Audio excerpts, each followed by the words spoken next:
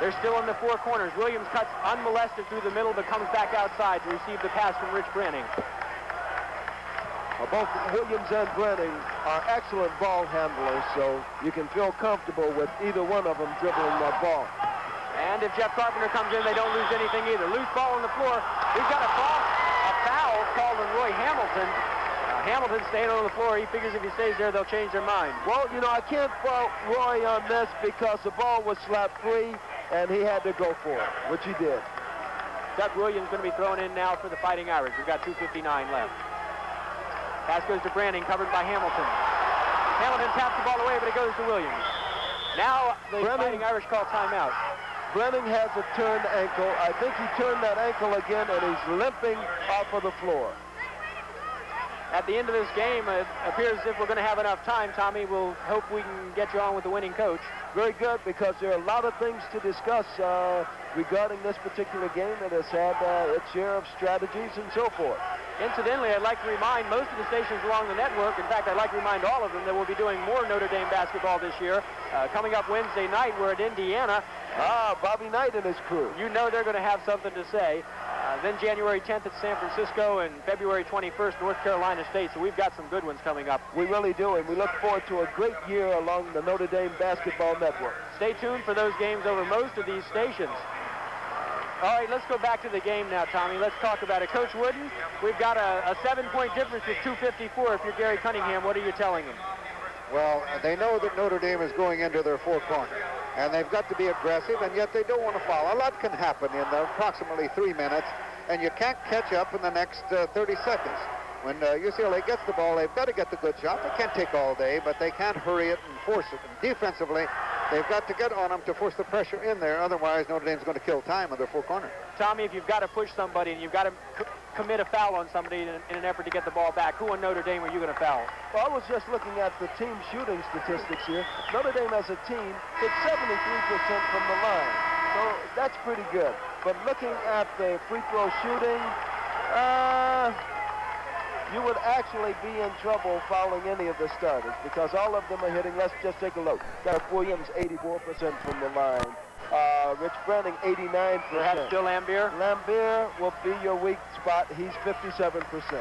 And you're also taking him off of the board, too. Lambier hasn't touched the ball yet since they've been in the four corners.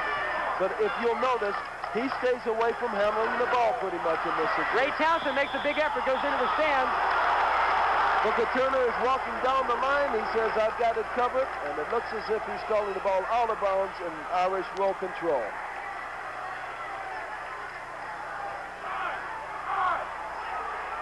I don't really understand. No, they've given the ball to UCLA now. So Ray Townsend ended up making a spectacular play. I don't know what happened. He went over to try to save that ball from going out of bounds, and it looked as if Booker Turner was calling it Notre Dame's ball in bounds. Well, evidently, he saved it. Booker was right there. He was right on the line. There was no question. David Greenwood, top of the key. That pulls them within 5 points now. 65-60 is the difference with 2:21 left. Duck Williams working on James Wilkes with the full court pressure. With the left hand, he comes around, reverses to the right. Across the top, they set up the four corners one more time. Rich Branning all by himself, being worked on by Ray Townsend. Branning. Right hand. Townsend moving in with the body. He's going to be called for it. Ray Townsend, number 22, came across with the hips. That's a tough play to call, but we'll see. He has to be aggressive, but he didn't use his hands. He really made a good play, but he fouled and got called. 2:05 left, 65-60 the difference, and the Irish have the ball. Duck Williams at the top talking to people, saying, somebody give me some help. We've got an offensive call under there on Bruce Flowers. That's going to be his fourth. That was poor judgment on Bruce's part because the man had position and he kept walking into him. And he should have changed direction. Digger was trying to tell him to think. He says, use your head, daggone it. You got 5 points above him. You got 2 minutes left in the game. This is no time for unnecessary fouls. No, it really isn't, especially if you've got control of that ball. But you see, this is the beauty of basketball. The lead doesn't mean a heck of a lot because so many things can change in 30 seconds, in 1 minute. We've got 2 minutes to go now. UCLA has the ball. They could go down. If they convert, They're 3 points ahead. Behind. And here you are. You've got yourself a ball game. You're playing at home. The crowd is on its feet, screaming. And you know the tension has got to be out there on the Notre Dame players. Tommy, my new math seems to have failed me a little bit. If you add 1 to 4, you get 5, and that's all the fouls they give you in this or most other leagues. And that was it for Bruce Flowers. So he's gone to the bench now. We've got somebody else checking into the lineup for Notre Dame. It's number 42, Hanslick. He was in earlier, did a good job for him. What can I say beyond that? We've got a 5-point difference, 157. We've got ourselves a ball game. 6'7" Hanslick is, and he plays good defense, but look who he's on. He's on David Greenwood. Who has the height advantage. Hamilton, turnaround jumper off the glass, gets his own. Up again with the left hand. And he's fouled by Bill Lambier, 52, trying to help out underneath. Hamilton showed a lot of aggressiveness on that one, going after the shot. And then, watch him, he gets a fake up. And Lambier fouls with the body. Well, he stayed in the game. He didn't give up. He stayed alert in there and got the ball back. Gives him a chance to pick up 2 points. This can pull it within 3. That was only Lambier's second foul, incidentally. Certainly no factor at this point in the game. Looking at Hamilton from the line, he's been hitting 72%. He missed an important one there. Gets the second. That pulls him within 4. Naturally, we've got full court pressure right now. Rich Branning. Hamilton on him. Knocked away by David Greenwood, who ends up in the crowd and can't quite control the ball. So it remains the property of the Fighting Irish. So beautiful to have a John Wooden sitting here with us in a situation like that. Who do you want handling the ball if the team is putting that kind of pressure on? Well, I like to have my best inbounder handle the ball on all out of bounds. He takes the ball, and I want a good passer, and I like a forward to do that. And then I want to get it to one of the guards, and we'll try to screen and get one of those guards open, and let them be the one that bring the ball down the floor. Dave Batten to Hanslick. He looks to get it to the guard. Duck Williams, who takes the ball and brings it up. Now they go for the 4 corners again. That's Hanslick going to the bucket. Almost losing the ball, but he comes back to Dave Batten for control. UCLA wants steps called on that. Williams up. Sky shot. Pulled down again. Finally, James Brooks controls it. Gets it off to Roy Hamilton, who's breaking down the floor. They had 3 on 2. He pulled up short. Gave it to Greenwood. And Dave Batten is called for a foul. Hamilton pulled up, waited for Greenwood to come down, dropped it off to him. Greenwood went into his shot. Batten went after him defensively and was called for the foul. Okay, we have a 4-point difference right now. We've got Dave Greenwood at the line, and he can pull him within 2. He's got 2 shots at it. I think what disturbed Coach Phelps at this particular time, Williams really should not have taken that shot. He came in and he was under a lot of pressure, and he just, at this stage of the game, with the lead they had, should have just not taken it. It was a hope shot he threw up there. Greenwood misses his first shot. He gets the second, just as Hamilton did a moment ago. So we've got a 3-point difference with 1:02 left in the game. Hanslick. Ball tapped away by Townsend. Controlled by Bill Lambier. Hanslick being worked on by Hamilton and Townsend. Lambier. Gig Sims is on him. Back to Hanslick, tapped away. And he's to come up with the David Greenwood. Long pass, Townsend. He got a real good screen from Roy Hamilton. It looked like an illegal screen. He was impeding the defensive man coming down. Hanslick should not be handling that ball in this situation. This amazes me. Hanslick, Batten, Digger's trying to tell him not to handle it. We've got 25 seconds left, a 1-point difference. Recheck. It's a clean, no, it's a foul. David Greenwood came over. He knew that he had to go high. He is angry. Let's look at it. There's Batten going in, Greenwood going up. Oh, that is a close one. Tough call to make. I wouldn't want to be blowing the whistle on that one. No. But it goes in the books as a foul against David Greenwood. The score is 65-64. We've got 22 seconds left. David Greenwood thought he had a good one there. You know, David jumps very well. And, he comes after him. He goes after that ball. He can block it. I've noticed great improvement in his timing this year, too, Tommy. He really, last year, he would leave his feet too soon or and jump into the man, and he would slap down a lot more. This year his timing's better, and he's doing a much better job of blocking shots. Okay, let's set the play for when we come back now. We've got 22 seconds left in the game. Keep in mind that UCLA, if they go to the line, they're in the bonus situation. That's going to make a lot of difference. When we come back, Notre Dame's in control. Well, Batten will go to the line. He will shoot 2.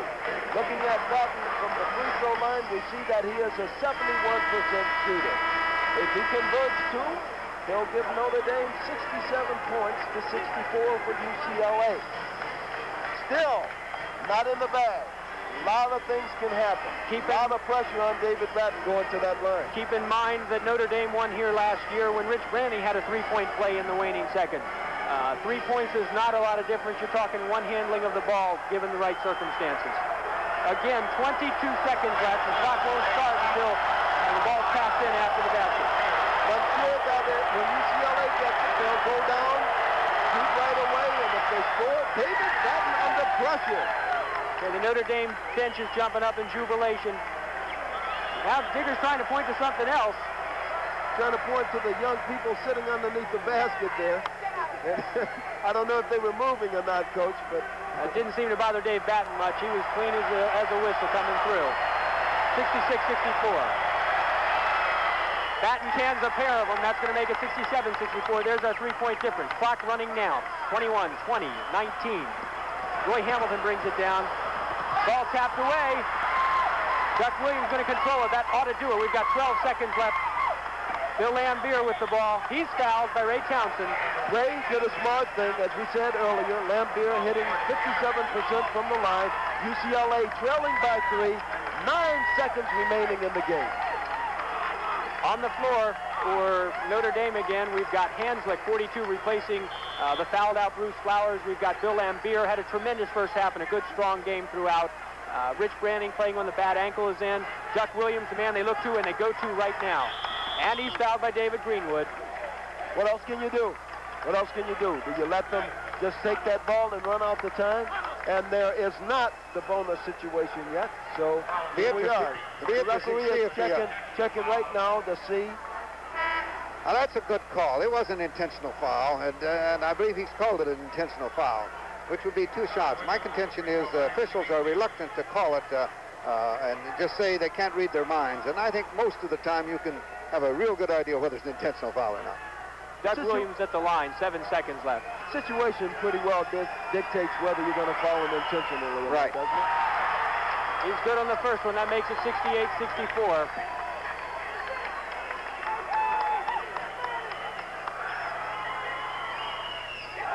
And he gets the pair. 69-64, 5.6 seconds left. That's going to do it. Roy Hamilton inside to Greenwood. Nobody touches him as he slams it through. That's the ball game. 69-66 is our final score. We're going to, in just a few minutes, have Tommy Hawkins talking with the winning coach, Digger Phelps from Notre Dame. I'm sure you enjoyed him at halftime with Coach Wooden. Coach, looking back on the game right now, UCLA came back very strongly in the second half. What seemed to turn it back for Notre Dame again? Was there a particular thing or things that they did? First of all, Dana, this game had everything. You saw teams come from behind, and you saw a team lose a comfortable lead and get caught and go behind and then not lose their poise and stay in there and come back and win. I felt that UCLA overcame the lead because of the fact that Notre Dame didn't shoot quite as well, and they got several breaks going. And then as they scored better, it enabled them to put on their pressing defense, and that caused Notre Dame considerable trouble. It surely did. We're just about ready to go to Tommy Hawkins, and we've got Coach Cunningham and Digger Phelps ready. Coach Wooden, the guard play was not what we expected from it tonight. We expected that to be a much bigger factor. Were you at all surprised by the domination of the big men, Sims late in the game and Lambier and Batten early on? Yes, I was. I felt that Lambier would do an excellent job on the boards, and I knew he could hit from outside, and I knew that Batten is dangerous from outside, but I didn't expect him to hit 9 for 11 in the first half. And Sims has been a little inconsistent, And his play in the second half, in particular, was outstanding with his defensive work. He blocked several shots, and he hit a couple of baskets, I believe it was 2, at a time when they needed him. And he was a threat in there to Notre Dame on defense, and probably had something to do with the fact that their shooting percentage fell off a bit. I think we're just about ready to go to the floor now. Tommy Hawkins is going to be talking with Coach Cunningham and Digger Phelps. Let's see if we can get him right now. Okay, Digger, what can we say here about this particular game? There were a lot of strategic changes that had to be made. You were working over there. Tommy, we had to. They're too good a ball club. I don't care what anybody says. They've got speed, they got quickness, and we just played super defense. You've got to understand that this team, defensively, we felt we could get some things done, but the thing was we played the defense tonight when we had to, and yet they're still a great basketball team, and yet our kids don't quit. We made some changes with Carpenter coming in tonight to give Branding, who's had a slight sprain.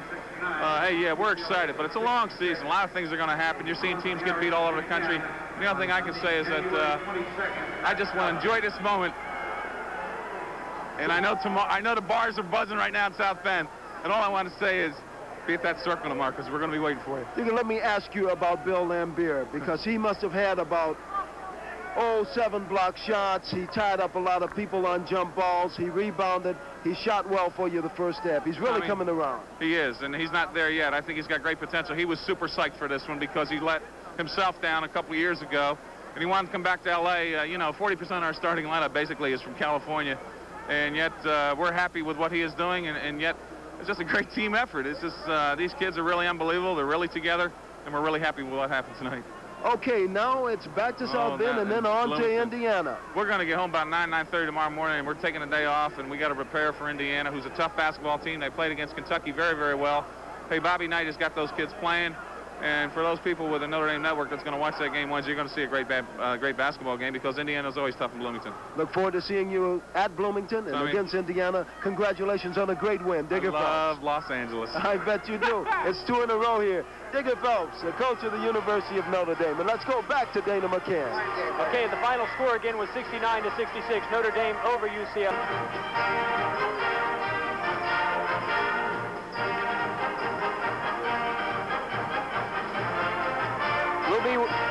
We'll be with Tommy Hawkins interviewing, I guess, a player or two as he tries to round them up. Coach Wooden, while we have a moment here for Lambier and Branning. Tommy says he's got Bill Lambier and Rich Branning coming out. Coach, while we have a second, let's talk a little bit about the rankings of college teams in this country. Obviously, you were very successful, and when you're on number 1, maybe you like rankings. What's this going to do to UCLA and their young team? Is it going to affect them to have a loss this early to a team like Notre Dame?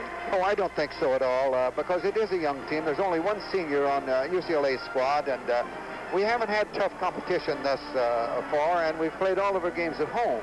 And now to have a good, strong team like Notre Dame, it should do nothing, in my opinion, to make us a better ball club and get us ready for the conference.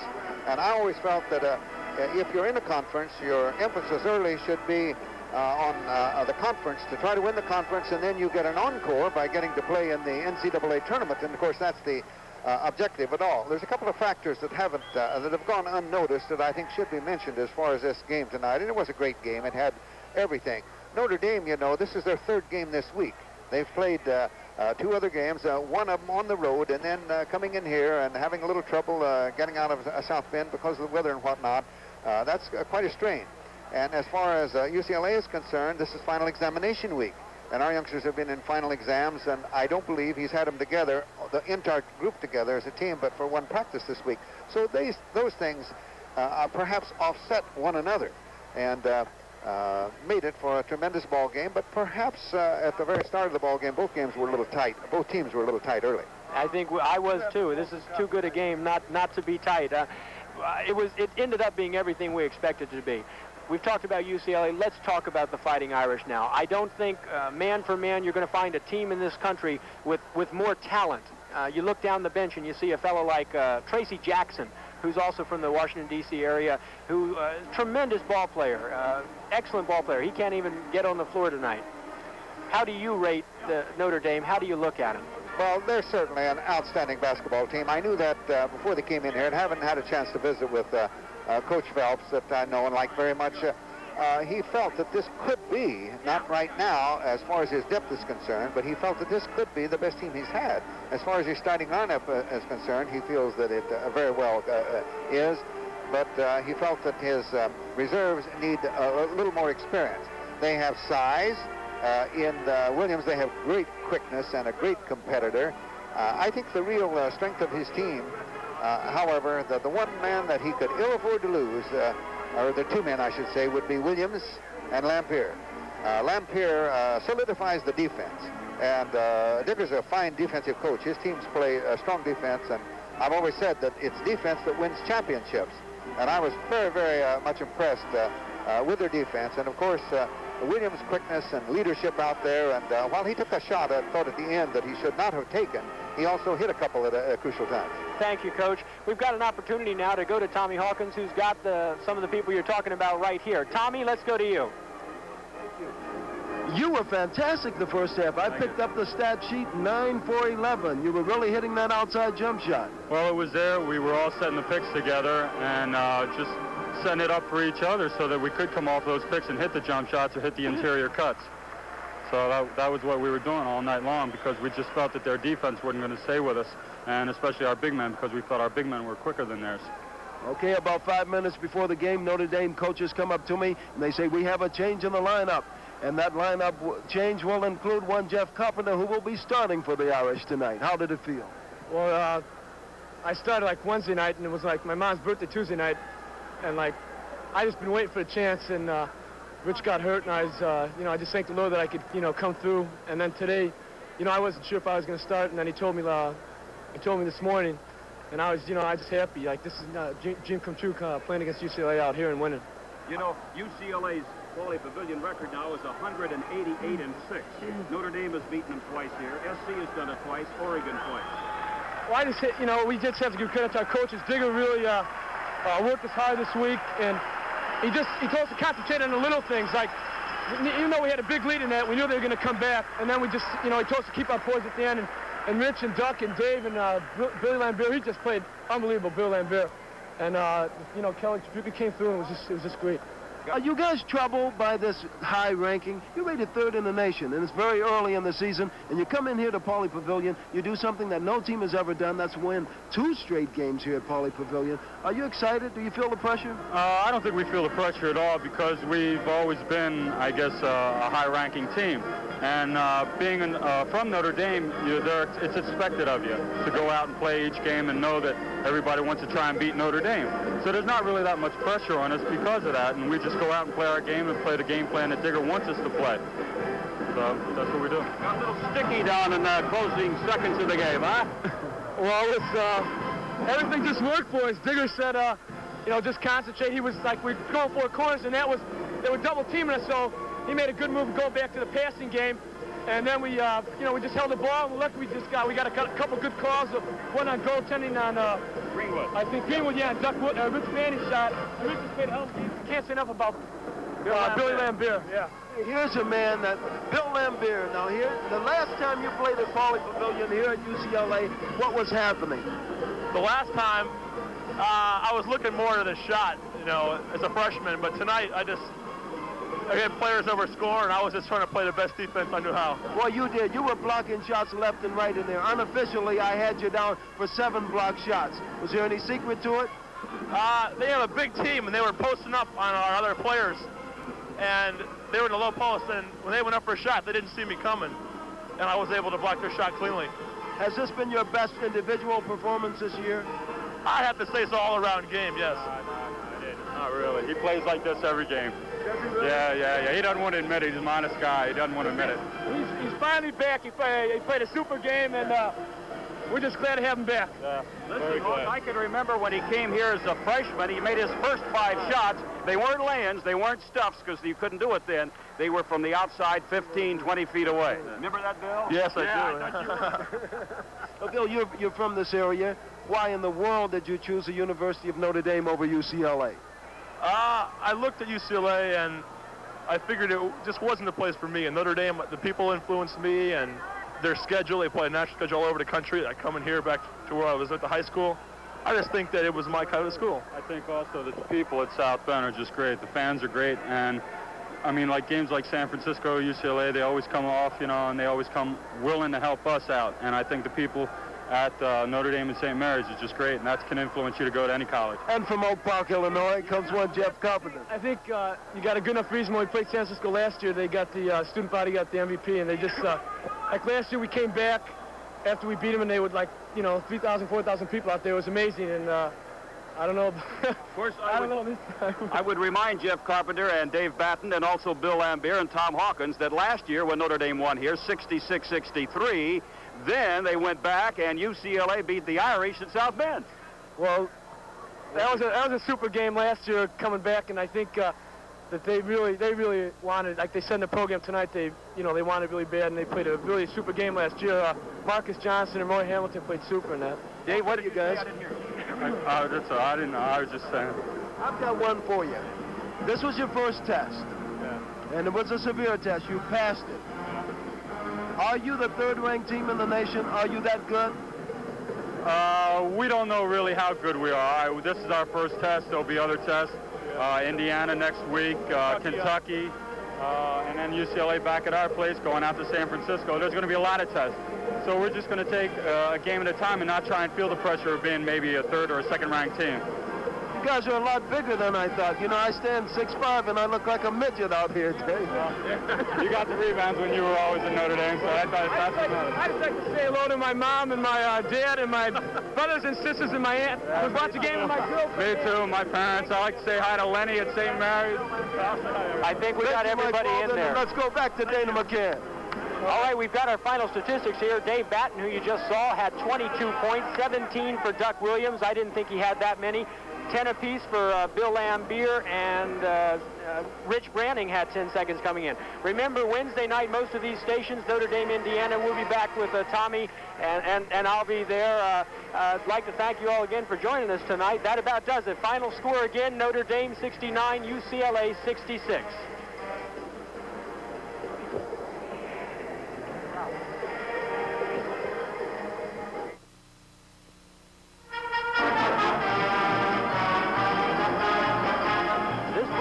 Came to you through the facilities of KTLA TV in Los Angeles. The Notre Dame Basketball Network wishes to thank its sponsors for their fine support. Datsun. Nobody demands more from a Datsun than Datsun. We are driven. Schlitz. If you don't have Schlitz, you don't have gusto. And Coachman Recreational Vehicles, your sensible choice for family fun and freedom. This is Dana McCann for Tommy Hawkins and Coach John Wooden saying good night from Pauley Pavilion.